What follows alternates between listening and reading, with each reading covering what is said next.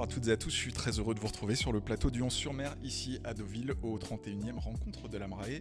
J'ai le plaisir de recevoir en plateau Pierre Bessé. Bonjour Pierre. Bonjour. Merci d'avoir accepté notre invitation. Pierre, vous êtes le PDG de Bessé. Petite tradition que j'ai l'habitude de faire, je voulais parler de votre année 2023. Comment a été la dynamique pour le groupe ? Je dirais que l'année 2023, c'est presque la fin d'une transformation du groupe.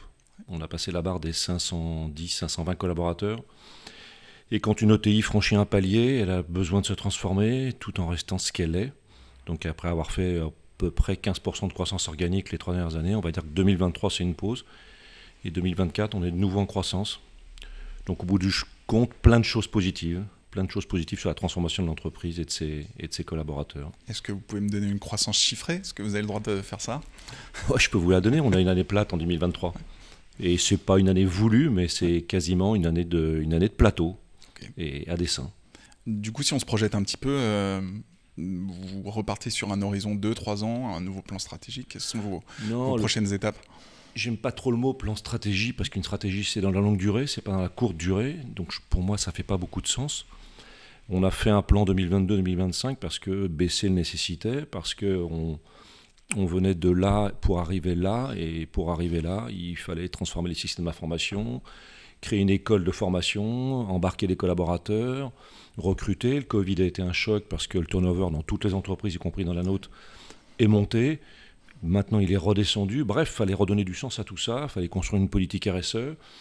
Il fallait continuer à creuser les sillons dans lesquels on est. Enfin bref, il fallait mettre non pas tout à plat, mais il fallait faire beaucoup de choses pour se lancer de façon, j'aime pas trop le mot serein dans le business, mais de façon un peu robuste sur les 3-4 prochaines années. Donc c'est ce qu'on a fait et là le trend est pas mal. Ouais. Ok. Est-ce qu'on peut revenir sur les renouvellements 2024 ? Comment ça s'est passé pour Bessé et quelle est votre vision un peu du marché ? Est-ce qu'on est toujours en situation de hard market selon vous ? Pour nous, ça s'est bien passé. Voilà, qu'est-ce que je peux vous dire d'autre ? Est-ce qu'il y a des lignes le business qu'on fait en 2023 produit en 2024, donc on a fait un joli train de croissance l'an passé qui produira donc cette année. De grandes entreprises nous ont fait confiance de nouveau, donc vrai qu'on est très fiers. À cet égard, sur le renouvellement de nos propres clients, ça s'est bien passé aussi de façon moins violente que les années écoulées. Les assureurs écoutent beaucoup plus. On n'est pas rentré dans un soft market, ça n'a pas de sens. Et je ne pense pas qu'on y reviendra dans tous les cas.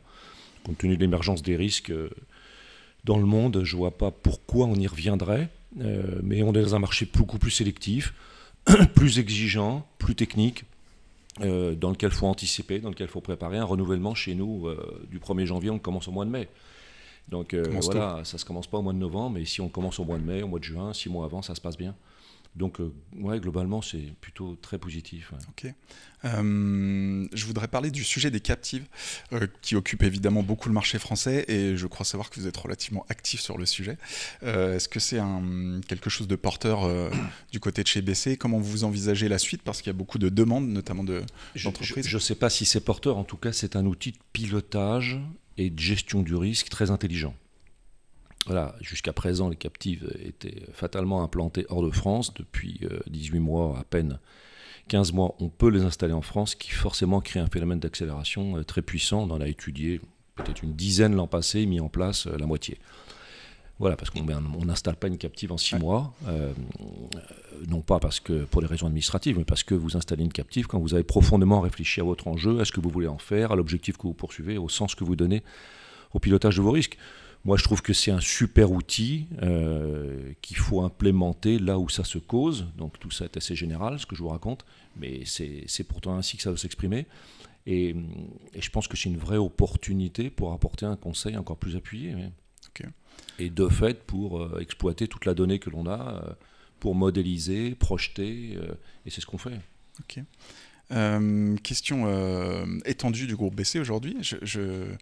Évidemment, vous êtes actif ailleurs qu'en France, mais est-ce que vous avez des velléités un peu plus larges en Europe ? Je vous ai vu faire des choses autour de l'agriculture, plutôt sur l'Est. Comment vous voyez un peu les choses pour la suite ? Nous, on conseille, on est d'abord Bessé, c'est une ETI, je suis très fier de l'être, parce que c'est vraiment un des corps du capitalisme français, qu'on commence à reconnaître depuis ça fait longtemps, Pierre.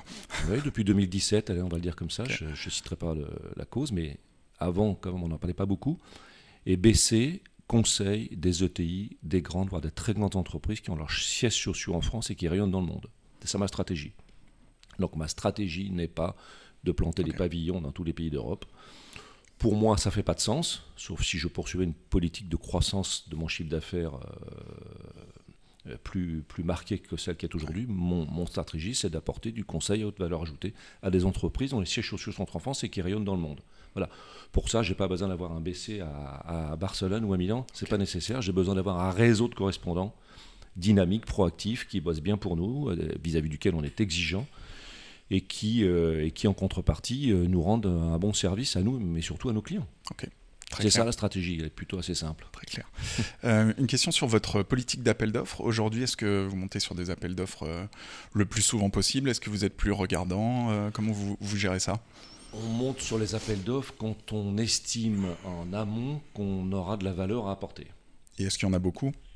Ah oui, il y en a pas mal. Oui. Ouais. Okay. Vous savez, on développe notre business sur les grandes filières métiers. D'accord, vous le savez, l'agroalimentaire, l'énergie, la mobilité, etc. Bon, le marine et autres, bien d'équipements industriels, enfin bref, toute cette palette que vous trouverez dans notre rapport d'activité. Et par conséquent, dès l'instant où un appel d'offres tombe dans une de ces spécialisations, forcément qu'on se jette dessus. Si on estime que les conditions sont réunies pour que le cas échéant on puisse gagner. Mais le sujet n'est pas là. Le sujet, est-ce qu'on a de la valeur à apporter? Si on en a, oui, on y va. Okay. On peut perdre, on peut gagner. Okay. Si on pense qu'on n'a pas de valeur ajoutée à apporter, je pense qu'on n'ira pas, ça ne fait pas de sens. Ok. Si on se projette un peu pour terminer cette interview, c'est vrai qu'on vous connaît beaucoup sur le risque industriel IRD, mais vous faites aussi de la prévoyance et les gens ont parfois tendance à l'oublier. Aujourd'hui, comment votre mix d'activités est composé? Est-ce qu'il a vocation à changer pour la suite? On est rentré sur les assurances de personnes il y a 12-13 ans, 14 ans. Aujourd'hui, on va faire 20 millions, 21 millions d'honoraires et de commissions sur ce marché-là, c'est-à-dire à peu près 18% de notre chiffre. C'est évidemment en croissance, parce que ce marché est en croissance. Et on adresse nos clients sur ce marché-là de la même manière qu'on les adresse sur l'IRD. Donc oui, ça a vocation à grossir, à grandir plutôt, je préfère. Mais en tout cas, on investira aussi sur cette branche. J'ai une dernière question que j'ai oublié de vous poser sur votre politique d'acquisition et de M&A. C'est vrai que ça nous occupe beaucoup. Est-ce qu'aujourd'hui, vous êtes toujours attentif à ce qui se passe sur le marché? Évidemment, vous allez me dire que ça doit faire sens avec la politique de BC, mais est-ce qu'il y a des choses aujourd'hui qui se présentent à vous? Si vous faites la question et la réponse, j'ai pu en dire. J'anticipe votre réponse. Oui, on est attentif. Mais si vous voulez, je ne cesse de le dire, je ne veux pas que la croissance externe soit le pivot de la croissance de BC. Parce que je pense que quand la croissance externe devient le pivot de votre développement, vous oubliez le reste. C'est ce que je pense. D'autres ont des stratégies différentes et des croyances alternatives et tout ça est très bien. Donc moi, ma croyance, pour faire grandir une entreprise, c'est de la faire reposer sur un socle robuste, d'accord, qui est capable de supporter une croissance organique récurrente chaque année. Évidemment, si une opération de croissance externe se présente et qui a fait sens dans notre projet, on ira. On en a fait 4 depuis 2015. C'est vrai. On ira, mais on n'ira pas à force de se dire je ne démarrerai pas une année en me disant qui je vais racheter cette année pour supporter 5 ou 10% de croissance. Ok, très clair. Merci Pierre Bessé pour votre temps. Merci. Moi, je vous donne rendez-vous tout au long de cette journée pour d'autres interviews.